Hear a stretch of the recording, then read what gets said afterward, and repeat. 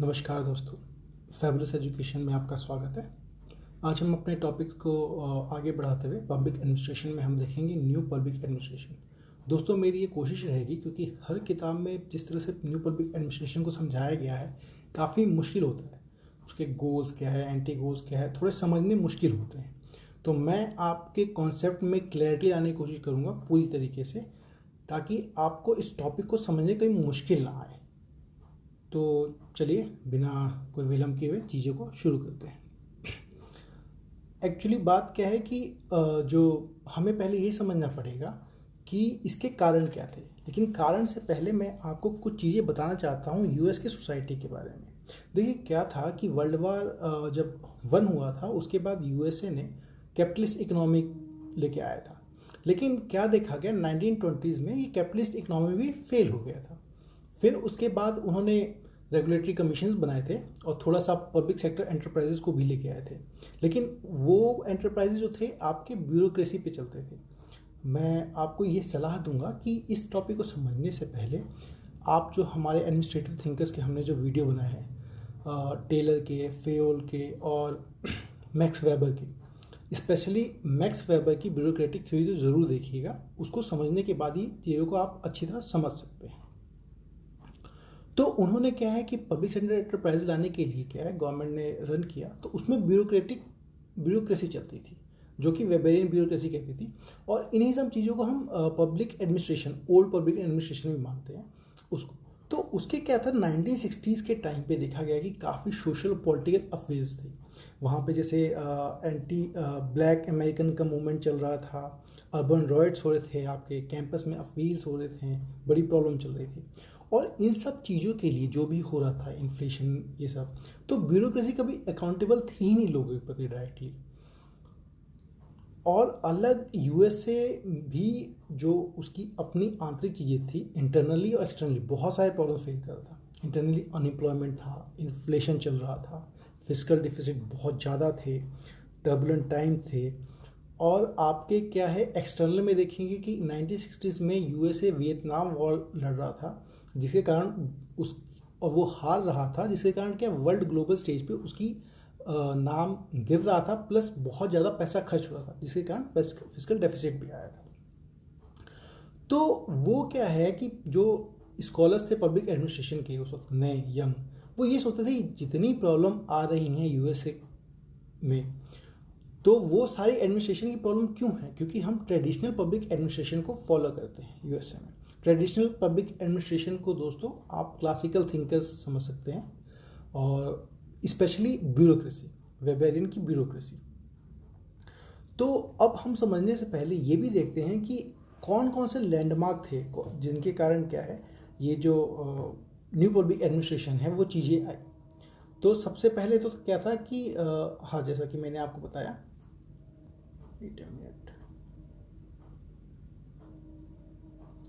सबसे पहले चीज़ें ये थी कि आपकी जो म्यूनिसिपल कॉन्फ्रेंस स्टार्ट होती है 1968 में। लेकिन उससे पहले आपका क्या है कि मतलब 3-4 चीज़ें थी। जैसे एक क्या था कि हनी रिपोर्ट आई थी। हनी रिपोर्ट किस पे थी? हायर एजुकेशन पे ऑफ सिविल सर्विसेज पे। और उसके बाद क्या था आपका फिलाडेल्फिया कॉन्फ्रेंस हुआ था 1967 में, जिसमें सारे यंग वर्कर्स मिलते थे। ये कभी पूछा नहीं जाएगा, मैं आपको जिस इन्फॉर्मेशन बताता हूँ। और फिर ड्वाइट वाल्डो, जिनके छत्र छाया में ये म्यूनिसिपल कॉन्फ्रेंस हुआ था, उन्होंने एक public admission in the time of turbulence 1971 में पब्लिश किया था म्यूनिसिपल कॉन्फ्रेंस के बाद। और म्यूनिसिपल कॉन्फ्रेंस जो मेन था आपका वो हुआ था 1968 में। तो जितने भी यंग स्कॉलर थे पब्लिक एडमिनिस्ट्रेशन के, वो आपके एक जगह मिलते हैं म्यूनिसिपल में। किस लिए? वो डिस्कस करना चाहते हैं कि फ्यूचर क्या होगा डिसिप्लिन ऑफ पब्लिक एडमिनिस्ट्रेशन का। वो ये सोचते थे क्योंकि जितनी प्रॉब्लम्स हैं इस डिसिप्लिन की, वो सारी की सारी इसलिए हैं क्योंकि जितने क्लासिकल थिंकर्स हैं उनका डोमिनेंस है पब्लिक एडमिनिस्ट्रेशन पे। और पब्लिक एडमिनिस्ट्रेशन जो अभी प्रेजेंट थी उस वक्त क्लासिकल थिंकर्स, वो पूरा का पूरा एम्फेसिस जो देते थे, जोर देते थे इकोनॉमी और एफिशिएंसी पे, रेशनैलिटी पे, और जितने रूल्स एंड रेगुलेशन हैं उनके इम्प्लीमेंटेशन पे देते थे। और लेकिन ज़रूरत किसकी थी, एडमिनिस्ट्रेशन को ज़रूरत किसकी थी, ज़रूरत थी वहाँ पे बदलाव की, चेंज की, क्योंकि सोसाइटी में चेंज चाहिए। और ब्यूरोक्रेसी जो थी, वेबेरियन ब्यूरोक्रेसी, वो आपके स्टेबिलिटी और कंटिन्यूटी की जो चीज़ है उसको मेंटेन रखना है, उसको चलते रखना है। लेकिन सोसाइटी की ज़रूरत थी चेंज की, चेंज भी कंटिन्यूटी के साथ। कोई भी सोसाइटी देखिए दोस्तों, कोई परफेक्ट नहीं होती, हर सोसाइटी में इनइक्वलिटीज़ भी होती हैं, कुछ ऊपर होते हैं, कुछ लोग नीचे होते हैं। तो एडमिनिस्ट्रेशन का काम क्या है, एडमिनिस्ट्रेशन का काम ये है कि सोशो इकोनॉमिक चेंज लेके आए, सामाजिक और आर्थिक चेंज लेके आए, ऑब्जेक्टिव जिसका होना चाहिए कि इगैलिटेरियन सोसाइटी को इस्टेब्लिश करना है। तो यंग स्कॉलर्स जो थे, इन सब ने कहा कि ये वेबेरियन ब्यूरोक्रेसी जो है वो सही तरीका नहीं है, वो राइट इंस्ट्रूमेंट चेंज लाने के लिए सोशल इकोनॉमिक वो नहीं है सही। तो अब ये सारी जो पब्लिक एडमिनिस्ट्रेशन जो है, ट्रेडिशनल पब्लिक एडमिनिस्ट्रेशन डोमिनेट किससे हो रही है, आपके क्लासिकल थिंकर्स से। क्लासिकल थिंकर्स जो कि हायरार्की की बात करते थे, रूल्स रेगुलेशन फॉलो होने चाहिए उसकी बात करते थे, इम्पर्सनल ऑर्डर होना चाहिए। देखिए दोस्तों, मैं आपको फिर कहूँगा, एक बार आप वेबर की ब्यूरोक्रेसी थ्योरी जो हमने डाली है वीडियो, उसको आप देख लीजिए, आप फिर चीज़ों को अच्छी तरह समझ जाएंगे। तो क्लासिकल थिंकर्स की जो पब्लिक एडमिनिस्ट्रेशन जो भी डोमिनेट करके रखा है उसको बदलना है, ये मानते थे। तो उसको बदलने के लिए जो नए तरह का एडमिनिस्ट्रेशन बनेगा उसे इन्होंने नाम दिया न्यू पब्लिक एडमिनिस्ट्रेशन। ये एक तरह का रिफॉर्म था। और किसी भी, क्यों ऐसा होगा, क्योंकि किसी भी एकेडमिक अगर डिसिप्लिन बनता है तो उसका काम ये होता है कि वो सॉल्यूशन प्रोवाइड करे उन प्रॉब्लम्स की जो कि उस वक्त जो चल रही हैं चीज़ों में वो हो। लेकिन वेबेरियन ब्यूरोक्रेसी जो है वो तो फेल हो गई। सिविल सर्वेंट्स जितने हैं वो जो भी थिंकर्स ने सॉल्यूशन प्रोवाइड किए हैं उन्हीं को फॉलो कर रहे हैं, उसके बाद भी चीज़ें गड़बड़ हो रही हैं। तो इसका मतलब कुछ ना कुछ सॉल्यूशन तो लाना पड़ेगा, और वही सॉल्यूशन ट्रेडिशनल एडमिनिस्ट्रेशन की जगह उसका सॉल्यूशन क्या होगा, न्यू पब्लिक एडमिनिस्ट्रेशन। अब न्यू पब्लिक एडमिनिस्ट्रेशन में क्या हुआ कि जो न्यू पब्लिक एडमिनिस्ट्रेशन होगा उसमें ये कहा गया मिलोबुक कॉन्फ्रेंस में कि सबसे पहले तो हमारे 4 इंपॉर्टेंट ऑब्जेक्टिव हो गए। उन इंपॉर्टेंट ऑब्जेक्टिव का क्या मतलब है, 4 गोल्स ऑफ एनपीए बोले गए उनको। सबसे पहले दोस्तों है चेंज। आप इन चीज़ों को समझ लीजिए, काफ़ी कॉम्प्लेक्स तरीके से किताबों में दे रखी है, समझाया नहीं। तो ये महसूस किया गया, चेंज को समझते हैं, ये महसूस किया गया कि क्लासिकल थिंकर्स जो थे वो सब के सब फेल क्यों हो गए थे, क्योंकि उनका ऑब्जेक्टिव क्या था, स्टेबिलिटी और कंटिन्यूटी को मेंटेन करना है। अब स्टेबिलिटी जो चीज़ है उसी को मेंटेन करना है, तो इससे तो स्टेटस कोई जमा जाएगा, जो चीज़ है वैसी ही रहेगी। लेकिन असली में समाज में ज़रूरत किसकी होती है, बदलाव की।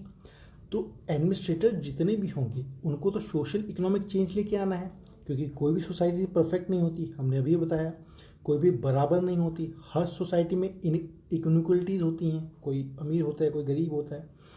तो अब अगर एडमिनिस्ट्रेशन को काम करना है इन इनइक्वलिटीज़ को कम करने के लिए, ना कि मेंटेन रखने के लिए, तो क्लासिकल थिंकर्स फेल क्यों हो गए, क्योंकि उन्होंने स्टेबिलिटी पे ध्यान दिया। अब क्या, चेंज पे ध्यान देना है। अगली बात कही दोस्तों, वैल्यूज़। आप वैल्यूज़ का मतलब ठीक से समझ लीजिएगा। देखिए क्या है कि अब चेंज लेके आना है, चेंज क्या होगा, सोशो इकोनॉमिक चेंज होगा। तो जो न्यू पब्लिक एडमिनिस्ट्रेशन के थिंकर्स थे उनका ये मानना था कि ब्यूरोक्रेसी के पास वैल्यू होनी चाहिए, क्योंकि वेबर ने क्या कहा था, वेबर ने कहा था वैल्यू न्यूट्रल ब्यूरोक्रेसी, जिसके अंदर अगर वेबर की जो अगर वैल्यू न्यूट्रल, उसके अंदर वैल्यू ना हो, एक मतलब इम्पर्सनल ऑर्डर हो, तो वही राइट इंस्ट्रूमेंट होगा चेंज लाने के लिए सोसाइटी में। क्योंकि ब्यूरोक्रेट्स, अब बात देखिए ऐसा है, ब्यूरोक्रेट्स जो भी होता है वो होता तो इंसान है, वो कोई इंस्ट्रूमेंट तो है नहीं, कोई ज़रिया तो है नहीं चीज़ों को करने का, है तो इंसान, उसकी अपनी सोच होती है, उसकी अपनी समझ होती है। तो उनके पास राइट काइंड ऑफ वैल्यू होनी चाहिए। वैल्यू कैसी, वैल्यू का मतलब ऑनेस्टी होनी चाहिए, इंटीग्रिटी होनी चाहिए, एम्पैथी होनी चाहिए। मेरा मतलब ये समझ लीजिए कि मान लीजिए कोई गरीब आता है, वो गरीब और अमीर को दोनों को बराबर ट्रीट करने जाते हैं क्योंकि वो इम्पर्सनल है। लेकिन वैल्यू होगा तो वो ये समझेंगे, एम्पैथी होगा, ये गरीब है, इसके पास वो साधन नहीं है, उसको ज़्यादा ज़रूरत है। तो इसलिए क्या है, सोशो इकोनॉमिक चेंज लाने के लिए आपको वैल्यूज़ होने चाहिए ब्यूरोक्रेसी के पास। क्योंकि वैल्यू न्यूट्रलिटी जो वेबर ने कही थी वो रेगुलेशन के लिए तो ठीक है, डेवलपमेंट के लिए ठीक नहीं है। आपको कोई चीज़ रेगुलेट करनी है तो वैल्यू न्यूट्रल होना चाहिए, लेकिन डेवलप करनी है तो आपके अंदर वैल्यू होनी चाहिए। अगली बात जो उन्होंने फोकस की थी, उनके जो 4 गोल्स थे उसमें एक थी इक्विटी। अब दोस्तों मैं आपको थोड़ा इक्विटी का मतलब समझाता हूँ। देखिए 4 चीज़ें होती हैं, एक तो होती है इकोनॉमी, एफिशिएंसी, इफेक्टिवनेस और इक्विटी। इकोनॉमी तो हम समझते हैं कि अगर क्या है कि एक्सपेंडिचर जो भी है उसको कम करने को इकोनॉमी कहते हैं। एफिशिएंसी क्या है कि आउटपुट आना चाहिए, इफेक्टिवनेस आउटकम आना चाहिए। मैं आपको डाउट होगा तो आप कमेंट सेक्शन में लिख दीजिए, मैं आपको एफिशिएंसी, इफेक्टिवनेस, आउटकम इन सब में अंतर भी समझा दूंगा। अब इक्विटी का क्या मतलब, तो क्वालिटी ऑफ वर्क। देखिए इक्विटी का मतलब है कि जो आउटकम आया, जो भी रिजल्ट आया, जैसे मान लीजिए किसी को स्कूल में पढ़ाना, लिटरेसी रेट बढ़ा, तो लिटरेसी रेट बढ़ा तो किसका बढ़ा, अमीर लोगों का बढ़ा, गरीब लोगों का बढ़ा, सबका बढ़ा। ये क्वालिटी ऑफ आउटकम बताता है। इक्विटी का एक्चुअली मतलब क्या होता है, ये बायसनेस है एक तरह का ना, आप किसी को फेवर कर रहे हैं। बायसनेस किसको कर रहे हैं, जो कि वीकर सेक्शन होंगे, बैकवर्ड सेक्शन है, मार्जिनलाइज सेक्शन है आपके सोसाइटी के। क्योंकि सोसाइटी तो अनइक्वल है, तो उसको इक्वल बनाना है तो आपको इक्विटी लेके आनी पड़ेगी। क्योंकि कैपिटलिज्म जब भी देखा गया है तो वहाँ पे इनइक्वलिटी बढ़ती है। तो एडमिनिस्ट्रेशन की क्या ड्यूटी है, एडमिनिस्ट्रेशन की ये ड्यूटी है कि वो वीकर सेक्शन का ध्यान रखे। और क्लासिकल थिंकर्स फेल क्यों हुए थे, वो फेल इसलिए हो गए थे क्योंकि सिर्फ और सिर्फ इकोनॉमी और एफिशिएंसी पे ध्यान देते थे। तो इकोनॉमी और एफिशिएंसी जो है वो आपके प्राइवेट ऑर्गेनाइजेशन की ऑब्जेक्टिव्स हो सकते हैं, पर पब्लिक एडमिनिस्ट्रेशन का नहीं। पब्लिक एडमिनिस्ट्रेशन का मोस्ट इंपॉर्टेंट ऑब्जेक्टिव ही इक्विटी होनी चाहिए। और इक्वलिटी कब आएगी, इक्वलिटी इक्विटी से आएगी, इनइक्वलिटी से नहीं आएगी। फोर्थ टॉपिक था रेवलेंस। देखिए ऐसा था, क्लासिकल प्रिंसिपल्स जो भी थे वेबेरियन नॉर्म की, ब्यूरोक्रेसी के, वो सारे इररिलेवेंट हो गए थे। प्रॉब्लम्स तो अभी भी थे, वो फेल हो चुका था सॉल्यूशन प्रोवाइड करने में। किसके, जो लोगों की प्रॉब्लम्स थी उनको।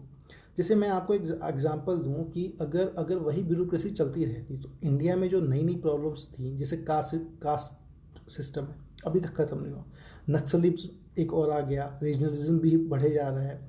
तो ये सब अगर ब्यूरोक्रेसी सही तरह से काम करती और उसका फंक्शन बिल्कुल परफेक्ट होता तो ये सब चीज़ें तो नहीं आनी चाहिए थी। लेकिन इसका मतलब अगर ये चीज़ें नक्सलिज्म हो जाता है, लोगों का विश्वास ब्यूरोक्रेसी पे नहीं होता है, तो इसका मतलब ब्यूरोक्रेसी फेल हो गई है। तो इरेलेवेंट क्यों हुआ, क्योंकि जो ट्रेडिशनल पब्लिक एडमिनिस्ट्रेशन था वो इरेलेवेंट क्यों है, क्योंकि वो एक क्लोज्ड सिस्टम पे अप्रोच पे काम करता था। क्लोज सिस्टम अप्रोच क्या कहता है दोस्तों, कि एक ऑर्गेनाइजेशन के अंदर जो भी चीज़ें हो रही हैं उसी से ऑर्गेनाइजेशन का आउटकम डिसाइड होता है, बाहर क्या हो रहा है उससे फ़र्क नहीं पड़ता।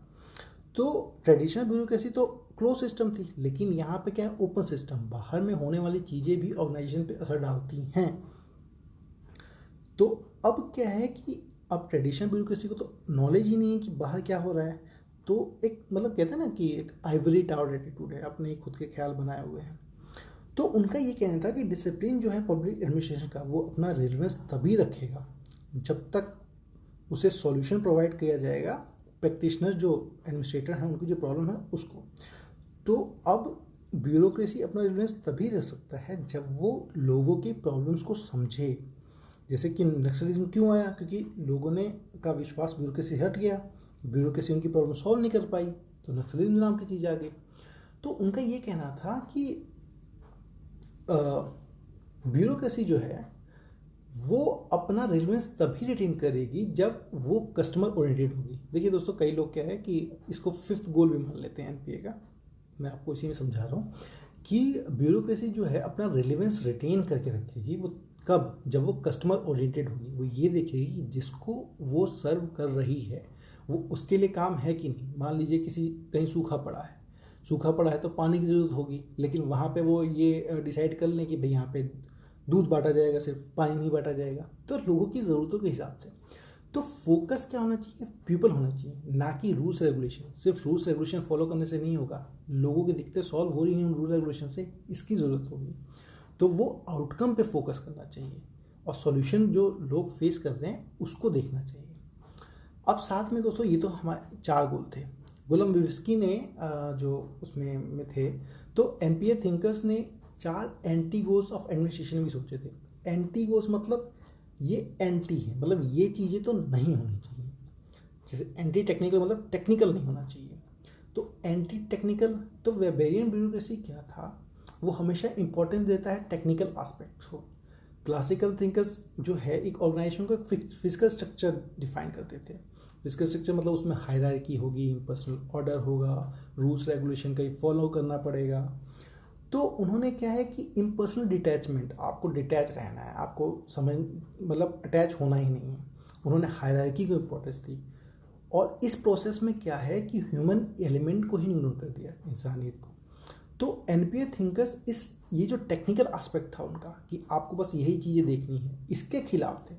वो ये कहने थे, क्योंकि वेबर ने किसको एम्फेसिस किया, नॉलेज होनी चाहिए, एप्टीट्यूड होना चाहिए, स्कूल होना चाहिए, लेकिन उसने है ना वैल्यूज़ को नेगलेक्ट किया। तो यहाँ पे क्या है, वैल्यूज़ की जरूरत है। इसका मतलब सिर्फ टेक्निकल नहीं, एंटी टेक्निकल होना चाहिए, और भी चीज़ें होती हैं। अगली एंटी ब्यूरोक्रेटिक, ये आपको बिल्कुल समझाइए आ ही गया होगा, क्योंकि ब्यूरोक्रेसी बिहेवियर क्या किसी बात करता है, आपका स्टेटस को मेंटेन करने की बात करता है। हायरार्की होनी चाहिए, हायरार्की का मतलब जानते हैं आप कि कोई सीनियर है वो जूनियर उसकी बात मानेगा, उसका भी कोई सीनियर होगा, एक सेट पैटर्न होता है ऑफिस में। फिर रूल्स एंड रेगुलेशन की बात की उन्होंने, रिटन कमांड होगा, जो भी ऑर्डर होगा वो लिखा ही जाएगा। तो ब्यूरोक्रेटिक बिहेवियर इस कारण क्या हो, गोल डिस्प्लेसमेंट हो गया। गोल डिस्प्लेसमेंट का मतलब उनका काम था लोगों की सेवा करना, लेकिन अब क्या है, वो रोल उनका काम ही हो गया है रूल्स रेगुलेशन फॉलो करना, उन सब चीज़ों को, चाहे उससे सेवा हो या ना हो। जैसे एक बड़ी अच्छा एग्जांपल कहा जाता है कि एक डॉक्टर, मतलब डॉक्टर परफॉर्म द कहा जाता है ना कि डॉक्टर ने क्या है ऑपरेशन, डॉक्टर का ऑपरेशन सक्सेसफुल रहा और पेशेंट मर गया। ये वेबेरियन ब्यूरोक्रेसी की कहानी देखी जाती है। मतलब सक्सेसफुल क्यों मानता है वो, क्योंकि उसको जो करना था उसने किया, इसलिए वो सक्सेसफुल रहा। अब पेशेंट मर गया, वो आउटकम है, वो उसके हाथ में नहीं था। तो इसलिए क्या है, तो इसके लिए वैल्यू की ज़रूरत है। तो अब क्या है कि जैसे हमने बताया कि अगर इन सब चीज़ों को ब्यूरोक्रेसी जो फॉलो करती है तो उससे क्या हो गया, रेड टेपिज्म हो गया, इनएफिशिएंसी आ गई है, रूल्स रेगुलेशन ही आ गए हैं, बस इम्पर्सनल बिहेवियर हो गया है। इन सब से हटना है। एंटी पॉजिटिविस्ट, देखिए दोस्तों इस चीज़ का मतलब आप अच्छे समझिए। पॉजिटिविज्म का मतलब होता है कि आपको फैक्ट्स जैसे हैं वैसे ही प्रेजेंट करने हैं, उसके अंदर बिना कोई वैल्यू अटैच किए हुए। अब अगर आप इसको बात को समझ नहीं गए होंगे तो मैं आपको समझाता हूँ। जैसे मान लीजिए आप एक स्टेटमेंट देते हैं कि 270 मिलियन लोग भारत में गरीब हैं, ये एक पॉजिटिव स्टेटमेंट है। क्यों, जो फैक्ट है वो रख दिया। अब इसमें वैल्यू जोड़ेंगे तो कैसे होगा कि 270 मिलियन लोग भारत में बिलो पॉवर्टी लाइन में रहते हैं, जो कि ये गलत चीज़ है, लोगों को ऊपर होना चाहिए। अब ये स्टेटमेंट में क्या है, आप डिफाइन करते हैं वैल्यू भी कि होना क्या चाहिए। इस चीज़ को कहते हैं नॉर्मेटिज्म। नॉर्मेटिज्म का मतलब है इस कि आप जो चीज़ होना चाहिए, नॉर्म जो चीज़ होना है, इट शुड बी, उसको बताना चाहिए। और नॉर्मेटिज्म में हमेशा वैल्यू होना चाहिए। तो एंटी पॉजिटिविस्ट थे। एंटी उन्होंने क्या है कि आप, क्योंकि मैक्स वेबर ने तो रेशनैलिटी को डिफाइन किया वैल्यू न्यूट्रल, तो यहाँ पे भी उन्होंने कहा नहीं वैल्यू होनी चाहिए, एंटी पॉजिटिविज्म होना चाहिए, पॉजिटिविज्म नहीं चाहिए। स्टेटमेंट में आप जो चीज़ें कह देते हैं तो उसमें फैक्ट है, और फैक्ट में चीज़ें दिखती नहीं कि वो सही हुई कि नहीं हुई। अब आगे बढ़ते हैं दोस्तों, ये थे एंटी गोल्स। तो पब्लिक एडमिनिस्ट्रेशन को न्यू पब्लिक एडमिनिस्ट्रेशन बदलने में ये सब चीज़ें होनी चाहिए, तभी होगी। म्यूनबर्ग 1 कॉन्फ्रेंस में ये डिसाइड हुआ। अब हम देखते हैं क्रिटिसिज्म एनपीए का। देखिए दोस्तों, एनपीए क्रिटिसिज्म मेनली 3 ही है। पहला क्या मैं आपको समझाता हूँ कि पहला तो यही है कि एनपीए रेवोल्यूशनरी था, रेडिकलिज्म है उसके शब्दों में, पर स्टेटस कोई सी है टेक्नोलॉजी में। अगला क्रिटिसिज्म यही कहता है कि old wine in new bottle, ही और कुछ नहीं है। और एनपीए थिंकर्स ने बहुत सारे क्वेश्चन रेज किए और सॉल्यूशन प्रोवाइड नहीं किए। देखिए मतलब समझाता हूँ मैं को। जैसे रेवोल्यूशनरी क्यों है, क्योंकि इसका ऑब्जेक्टिव जो थे चेंज, वैल्यूज़, रेलेवेंस, इक्विटी और जो भी है आउटकम ओरिएंटेशन। लेकिन उन्होंने एक्सप्लेन नहीं किया कि ये सब अचीव कैसे होंगे। बता दिया ऑब्जेक्टिव ये, पर कैसे होंगे ये तो नहीं बताया। जैसे क्या था वेबर ब्यूरोक्रेसी में, टेलर ने उन्होंने कहा एफिशिएंसी इकोनॉमी कैसे अचीव होगी, तो उन्होंने कुछ चीज़ें बताई थी, आप ये करेंगे तो हो जाएगा, इम्पर्सनल ऑर्डर होगा, रूल्स रेगुलेशन फॉलो करो तो हो जाएगा। इन्होंने तो चीज़ें बता दी कि ये करनी है, कैसे करनी है ये डिफाइन ही नहीं किया। तो इन्होंने क्या है कि अपने किसी अल्टरनेटिव से तो बाहर आए ही नहीं। तो उन्होंने क्या, ये सब चीज़ें कौन करेगा, वेबेरियन ब्यूरोक्रेसी ही करेगी। तो अब लेकिन अगर ब्यूरोक्रेसी ही कर लेती तब तो कर चुकी थी, अगर ब्यूरोक्रेसी को ये सब करना था तो कर लेता। आप तो ब्यूरोक्रेसी के खिलाफ बोले और फिर ब्यूरोक्रेसी को वही चीज़ करने को कर लेते, है ना। तो स्टेटस कोइस्ट ही हो गया एक तरीके से। अब उन्होंने कोई चेंज बदलाव समझाया नहीं। एक तो बताया नहीं कि उसकी जगह ब्यूरोक्रेसी की तरह क्या होगा। दूसरी बात क्या है, ओल्ड वाइन न्यू बॉटल का मतलब क्या है कि उन्होंने क्या है कि वेबर ब्यूरोक्रेसी पे सब कुछ छोड़ दे कि आपको ये बदलाव लेके आना है। तो लेके आना है तो वेबर ब्यूरोक्रेसी में बदलाव क्या होने चाहिए, कोई फंक्शनिंग, उसके किस फंक्शन में चेंज लेके आना चाहिए ताकि वो अपने न्यू ऑब्जेक्टिव को रियलाइज कर ले। तो उनके पास क्या था कि मतलब आप यूँ समझ लीजिए कि ऑब्जेक्टिव तो नए बना दिया उन्होंने, लेकिन जो इंस्ट्रूमेंट रखा वो सेम का सेम आपका वेबर का ब्यूरोक्रेसी ही रखा। तो ये उनका क्रिटिसिज्म है। अब हम समझते हैं कि क्या उनका कोई कुछ कंट्रीब्यूशन है, क्रिटिसिज्म कितना सही है। देखिए दोस्तों, क्या है कि इनका क्रिटिसिज्म जो है फेयर नहीं है। क्यों? क्योंकि इन्होंने जो क्वेश्चन रेज किए वो इंपॉर्टेंट क्वेश्चन थे। प्रॉब्लम्स जो भी फेस हो रहे थे डिसिप्लिन द्वारा पब्लिक एडमिनिस्ट्रेशन के, तो एनपीए थिंकर्स ने क्या है कि एक रोड मैप प्रोवाइड किया ताकि फ्यूचर के जो थिंकर्स होंगे पब्लिक एडमिनिस्ट्रेशन के, वो नए सॉल्यूशन के साथ आएंगे। उन्होंने एक रास्ता दिखाया। तो सॉल्यूशन आए भी किस फॉर्म में? न्यू पब्लिक मैनेजमेंट के फॉर्म में आए, गुड गवर्नेंस के फॉर्म में आए, पॉलिसी ऑफ रिवर्सेस के फॉर्म में आए। हमने गुड गवर्नेंस आपका वीडियो डाल दिया है, आप देख सकते हो उसे। न्यू पब्लिक मैनेजमेंट पे और पॉलिसी ऑफ रिवर्सेस पे मैं आगे डाल दूंगा। फिर पब्लिक सर्विस अप्रोच भी अडॉप्ट हुआ। तो क्या था कि by raising important questions about discipline of public administration, उन्होंने क्या है जो डिसिप्लिन ऑफ पब्लिक एडमिनिस्ट्रेशन का स्कोप कि क्या क्या चीज़ों को कवर करता है वो काफ़ी बड़ा कर दिया। और कंट्रीब्यूशन जो एनपीए थिंकर्स का बहुत ही वैल्यूबल है, क्योंकि आगे आप देखेंगे कि जो वैल्यू है, जो वैल्यूज़ उन्होंने लाने की बात कही थी, वो एक इंटीग्रल पार्ट बन जाते हैं पब्लिक एडमिनिस्ट्रेशन के। और उन्होंने क्या है कि बदलते वक्त के चेंजिंग सर्कमस्टांसेस के साथ जो पब्लिक एडमिनिस्ट्रेशन का डिसिप्लिन है उसको ज़्यादा रिलेवेंट बना दिया। तो दोस्तों, ये था आज का वीडियो। प्लीज़ हमारे चैनल को लाइक और सब्सक्राइब जरूर कीजिए।